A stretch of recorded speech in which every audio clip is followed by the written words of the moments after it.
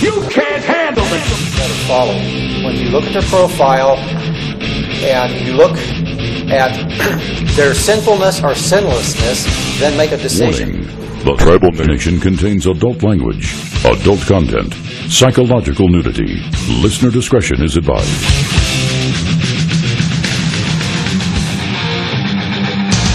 Who you would rather follow. When you look at their profile and you look at their sinfulness or sinlessness, then make a decision. Now, they also make bold statements that our Bible has been corrupted and you can't trust it.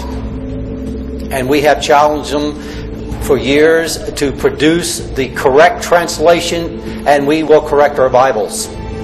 They can't produce you one single thing. Not one thing.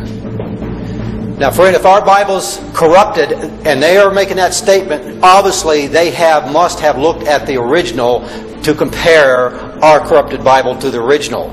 But when you ask them for the original to show it to us, you can't find it. They can't produce it. It's not available. But you can go to the British Museum in England, and you can look at over 2,500 ancient manuscripts, originals, off the originals. There are no real originals. These are originals off the originals.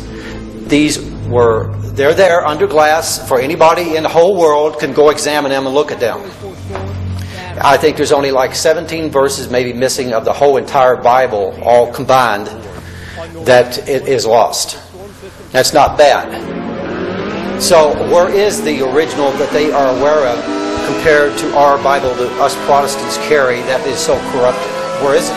I speak unto thee this day, and I say, when there is a storm on the horizon, and men are warned of the same, I say they are meant to take cover. That is, they are not meant to remain in the pathway of the storm. They are not meant to remain with their doors open, their windows wide open. But I say they are meant to make preparation for the storm, and I say they are meant to take to cover. But I say when men will stubbornly, proudly refuse to hear the warning, then I say they are the ones who will be taken in the storm. That is, they are the ones who will incur the damage, who will incur the possible death, and I say they have been warned. Now I say, so it is when I, the living God, do raise up my prophets, and I send them forth crying out, crying out, crying out. It is that men would be aware that the storm is on the horizon. That men would be aware that they must come in under the cover that I provide. That is, that they would be aware that they must repent and return to me. Now I say this day that I, the living God, never called you to go into the storm as though you were so great you could conquer the same. But I say that I called you to humble yourself, to bow down low, and be subject to me. That is, to be subject to my sovereignty, my mastery, my lordship, and realize that it is me, the living God, who reigns supreme. That is, not trying to go into the storm as though you were some big hero, but rather realizing you need to be covered by me. Now I say this day, in a wicked, a perverse, a vile generation, there are many storms on the horizon. And I say that I have indeed raised up my prophets to cry out, to warn, but I say that many will pay no heed to the same.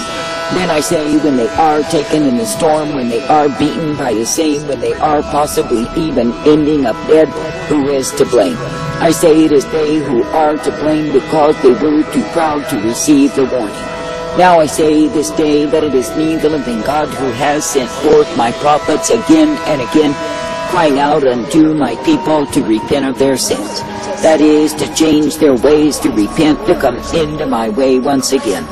And I say, when the ones who are claiming they are mine will hear and obey, then yes, they can be guided in my way. But I say, when they will stubbornly, proudly refuse to hear the call to repent, to return, to come under the cover of my forgiveness, mercy, then I say they will be devoured in the storm. Now I say, in the times you are in, there are endless multitudes who will be devoured in the storms that are moving nearer and nearer and nearer, as they will not pay heed unto me. That is, they will not listen to the warnings of the prophets, they will not see the dark clouds on the horizon, and they will not register at all. And I say it is because they are grossly involved in their own little worlds, in the delusion, the confusion of the same. And I say they refuse to face the realities that are. Instead, they live in pretension and lies. Now I say this day that I, the living God, do not call my people to take up lies, to live in lies, and love to be covered in lies. Yet I say, because my own people, or at least they claim they are mine, are far from me, where do they go? I say they go to lies, they lap up liars, and they love the lies of the same. And I say all the while, it is because they are so far from me. Now I say this day that I, the living God, do not call you to live far from me, but I call you to come near unto me. For I say it is me, the living God alone, who will prove to be the covering in the time of the storm. For I say, when a man or a woman will draw near unto me, then I say they are kept by my covering. But I say, when men and women will be far from me, yet claiming they love and serve me, they delude only themselves. Now I say, in the days when I brought the great flood upon humankind, it was not that they did not have warning, and it was not that they did not hear the call to repent. I say they simply hated and rejected the same. And I say they went on in their own stubborn, proud, and foolish ways.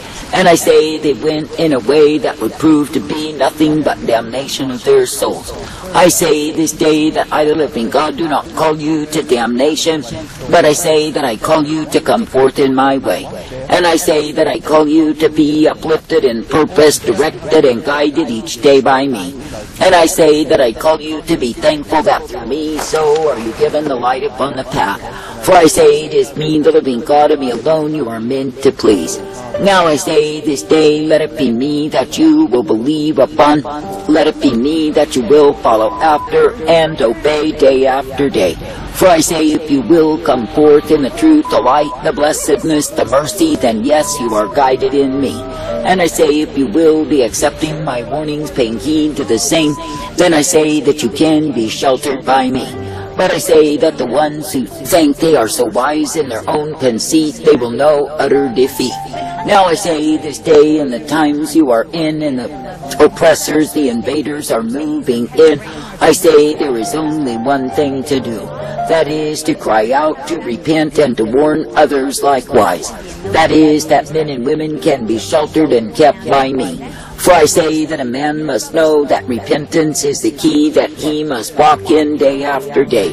That is, ever living in the power of repentance, being willing to humble himself and walk in me. Now I say this day, be thankful for the purpose, the truth, the life, and the light of who I am. And I say, be thankful that I, the living God, will ever uplift, instruct, and bring you forth.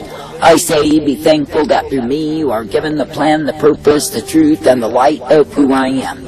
For I say, it is me, the living God alone, who is able. Now I say, this day, do not take it upon yourself to think you know more than you know. But I say, in these days, walk humbly before me, ever willing to accept my light upon the path. For I say, if you are ever willing to walk in my way, then yes, you are guided forth.